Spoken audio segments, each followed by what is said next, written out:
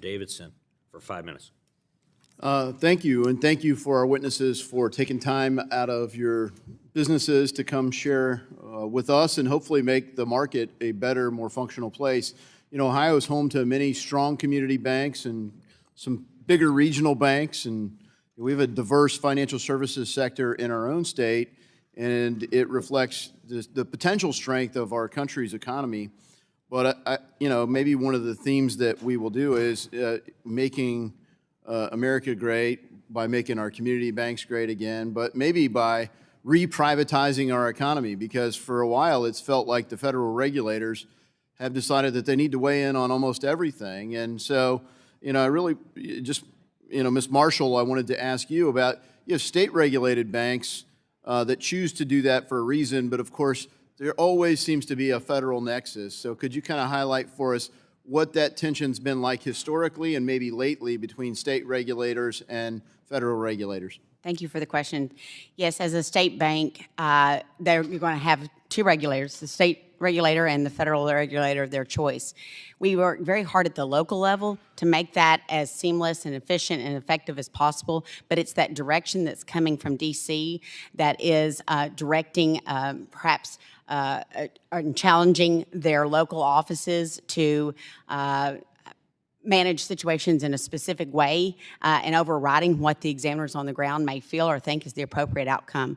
One of the things I think that could really make a difference here is, quite frankly, Congress's support of the existing law, which is to ensure that there is a state bank regulator that sits on the FDIC board. That is in law, and someone with state bank regulatory experience, pardon me.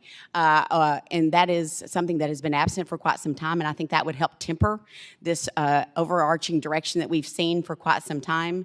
And I think that would help ensure that there was an equal voice for state and community banks to provide this common sense approach and balance out some of that direction. Yeah, I think we're hopeful that we'll get somebody with that kind of regulatory experience even at the Fed when we look at the Fed's desire to reach into virtually everything as well. You know, Ms. Owen, when you look at your experience in the market, you know, one of the things that you see maybe across sectors is that consolidation and concentration generally reduces innovation, and it almost always reduces competition. How have you seen that play out in the market as a community banker? Yes, we have certainly seen a consolidation within the state of Arkansas and frankly across the country, as you've seen with the shrinkage of the number of banks. It hurts all of our communities when they lose a financial institution. That a successful financial institution is so vital to each and every community.